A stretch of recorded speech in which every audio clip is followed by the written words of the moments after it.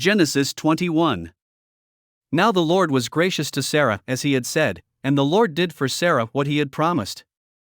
Sarah became pregnant and bore a son to Abraham in his old age, at the very time God had promised him. Abraham gave the name Isaac to the son Sarah bore him. When his son Isaac was 8 days old, Abraham circumcised him, as God commanded him. Abraham was 100 years old when his son Isaac was born to him. Sarah said, God has brought me laughter, and everyone who hears about this will laugh with me. And she added, who would have said to Abraham that Sarah would nurse children? Yet I have borne him a son in his old age. Hagar and Ishmael sent away.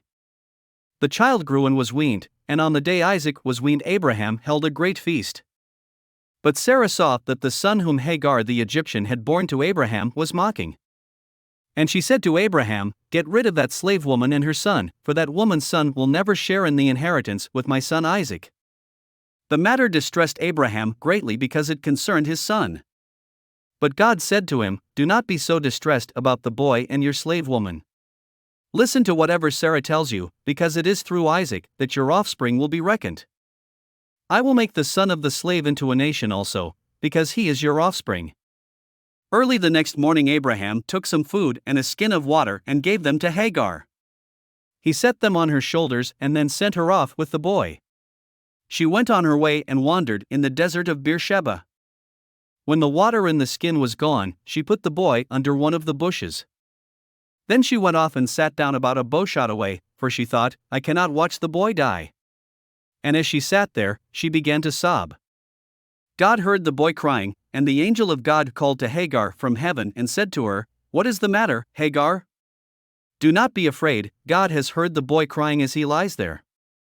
Lift the boy up and take him by the hand, for I will make him into a great nation. Then God opened her eyes and she saw a well of water. So she went and filled the skin with water and gave the boy a drink. God was with the boy as he grew up. He lived in the desert and became an archer. While he was living in the desert of Paran, his mother got a wife for him from Egypt. The treaty at Beersheba. At that time Abimelech and Phicol the commander of his forces said to Abraham, God is with you in everything you do. Now swear to me here before God that you will not deal falsely with me or my children or my descendants. Show to me in the country where you now reside as a foreigner the same kindness I have shown to you. Abraham said, I swear it. Then Abraham complained to Abimelech about a well of water that Abimelech's servants had seized. But Abimelech said, I don't know who has done this. You did not tell me, and I heard about it only today. So Abraham brought sheep and cattle and gave them to Abimelech, and the two men made a treaty. Abraham set apart 7 ewe lambs from the flock. And Abimelech asked Abraham, what is the meaning of these 7 ewe lambs you have set apart by themselves?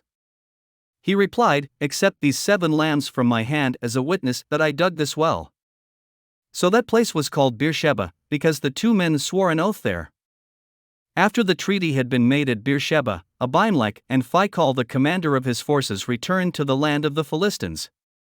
Abraham planted a tamarisk tree in Beersheba, and there he called on the name of the Lord, the eternal God. And Abraham stayed in the land of the Philistines for a long time. Thanks for listening to another chapter of the Bible.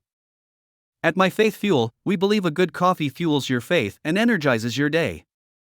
Please visit myfaithfuel.com to explore our delicious coffee blends. Part of each purchase goes to training worshipers around the world. Thanks for listening.